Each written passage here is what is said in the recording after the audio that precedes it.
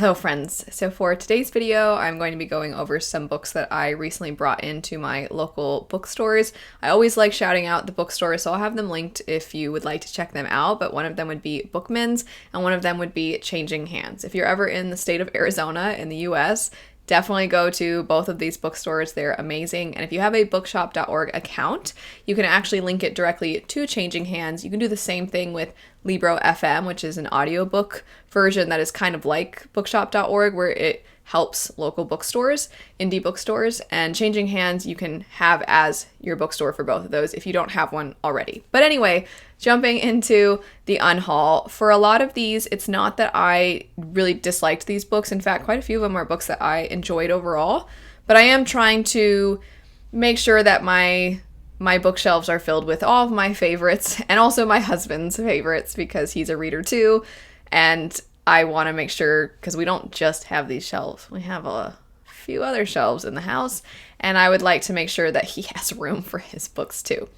Anyway, officially jumping into it. First off, we have the A Curse So Dark and Lonely, not just the first book, the entire trilogy. So I really liked the first book. I really liked the main character, Harper. I thought it was such a fun story. It's a Beauty and the Beast retelling. And while retellings are very common and Beauty and the Beast retellings are very common, this one did a lot of things that I thought were different, unique, fun. And so I, like a lot of other people, really enjoyed it. I didn't really care for the second one. And then when the third one came out, it was fine, but none of them ever really, for me, matched the level of the first one. And I kept them for a long time, I think, because of that love for the first book. But ultimately, only liking one of the books in the trilogy overall, only really liking one of the books in the trilogy, made it so that I figured somebody else probably is going to enjoy the entirety of this trilogy. Better to just bring it in and somebody could get them for a more affordable price. After that, we have Love on the Brain. This is a romance story by Ali Hazelwood, who also wrote The Love Hypothesis. I read this earlier this year when it came out, and it was fine. Romance is tough because I am more of a fantasy reader, and I like all the cool magic and all the cool world building. And then within that, a lot of times I really like analyzing the characters. I really like character interactions, and then thus I do enjoy the romances that can be present in fantasy stories. That said, sometimes I'm like, you know what?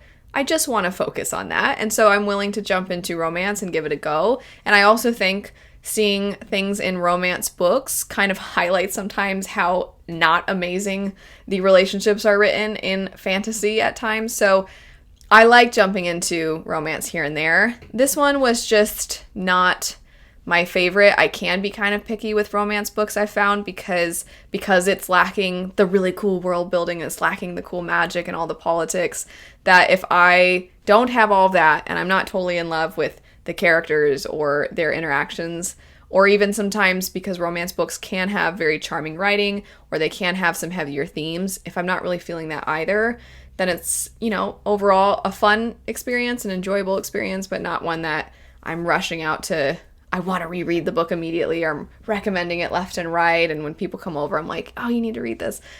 And that's just kind of what happened with this one. After that, we have 56 Days. I buddy read this one with my mom when her and I went on a little road trip earlier in the year, and she usually really likes thrillers, and so I had this book, and I thought, all right, I'm going to bring this and a few other ones, and I'll let her pick which one she thinks sounds the best, and then we'll buddy read it.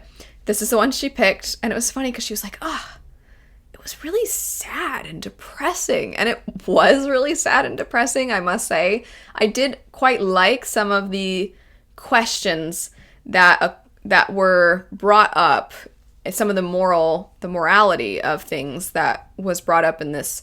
It's basically these two individuals, they meet right before lockdown, and then they decide, let's just kind of go through lockdown together, because they had just started dating. And then, so their relationship is fresh, but then in present day, there is a body found, and you're pretty sure it's one of the two of them. And then the idea is, did this turn into disaster? Did one of them murder the other? Is there more going on? So there's that mystery. There's a lot of other things to uncover. So it was enjoyable as much as it can be when you're reading about something that this book gets pretty dark. but I just don't really see myself rereading this one at probably any point. Next up, we have House of Hollow. I picked this up at the end of last year, beginning of this year. I think it was the end of last year because it was one of the Goodreads nominees. And it was disturbing, for sure. It's leaning more, I would say, into horror than fantasy. And I can't really reveal what the horror thing is that this book is focusing on because it is actually kind of a reveal in the story. So I can't say too much about it. I also thought some of the things that were brought up in this book were quite sad, and it really kind of makes you question the entirety of the characters. I don't want to say too much. There's just things about it that were like, oh, okay, interesting. The kinds of things you want in a horror type of story. But I've been on the fence about taking this one in for a while because I didn't absolutely love it. I think it's more of that I enjoyed branching out of my usual, and so I liked the experience, but I think I could have I guess you could say a better experience if I just dove into more fantasy horror. There's going to be ones that I think are more fitting to my taste. After that, we have Sweet Hand, another romance. Hopefully this is one of my friend Jess's favorite books, so I hope you don't see this. It was fine. It was really cute. It's a really cute little romance story. I would definitely still recommend it to people, but again, I can be kind of picky. So a lot of the things I said about Love on the Brain, they're applicable to this one too. I also decided to take in These Violent Delights. I enjoyed it well enough when I read it, and I was planning on picking up the sequel, but it's one of those stories that I had it on a list of books that I wanted to complete the series for, and every time I thought about it, I never found myself prioritizing it. I never found myself really wanting to come back to these characters, and at the end of the day, I'm like, if I don't really want to return to this story, other people love it, so it's probably not really for me, and I really don't think that the second book is gonna blow me away and then suddenly I'm gonna fall in love. I think it's just gonna keep being like oh yeah, that was fun, I liked it, but it's not gonna be one that I love. The problem is this year I reread several of my favorites, and it just highlights how much more I love them than everything else. And I'm a little bit of an obsessive person, so there are plenty of books that I enjoy, and there's plenty of books I don't enjoy. There are actually very few that I love, and when I do, I become obsessed with them. And it's why I rarely make all-time favorites type of videos, because some people update their favorites. Apologies for this side quest we're on. People sometimes will make an updated version of their top series of all time. They'll make it every year, and I'm always like, it's always the same for me.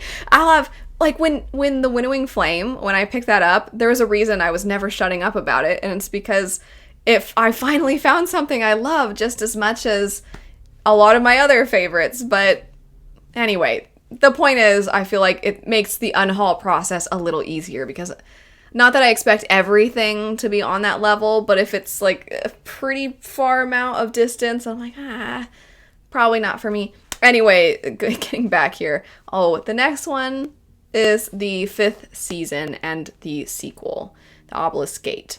So I still have the third one. I still plan to read the third one. Sean actually, he tried to get a little bit more into fantasy again this year, and he did really enjoy this trilogy, so I asked him, do you want me to keep this series? Because I haven't loved the first two. I'll still read the third one. I was rather certain that in reading the third one, it wasn't going to make me suddenly love this series. It could, and if it does, then I will maybe repurchase it or something, but I just haven't found myself falling head over heels for this series. That said, Sean did really like it, and so I asked him if he wanted me to keep it, and he said that getting back into fantasy, that he did really like this season. He does like it.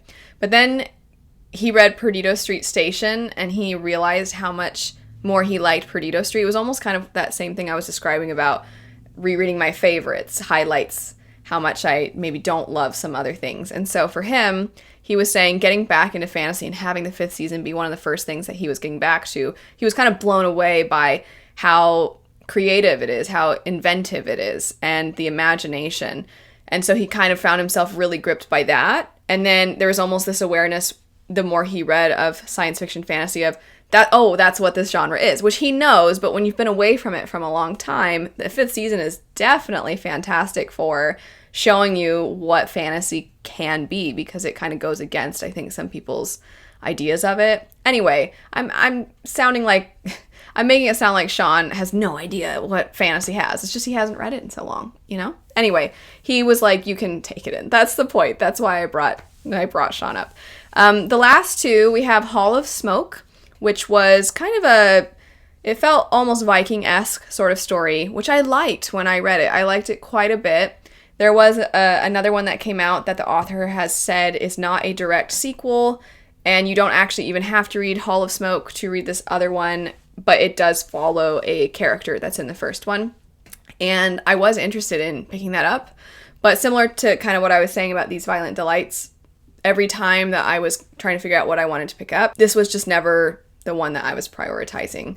And it is kind of a newer release, so I figure it's probably not going to pop up in used bookstores very often. So if I take it in, then somebody can find it and then they can read the story. And then the last one would be The Ex-Hex. Of the romance books I've mentioned on this list, The Ex-Hex might have been my least favorite. It's one that it was fine. I didn't really have strong feelings for either way. There was nothing that really irked me or bothered me to a point where I was like, oh my gosh, this book. And then there was nothing that I was like, no, or oh my gosh, their banter is so great. There wasn't really anything that I loved.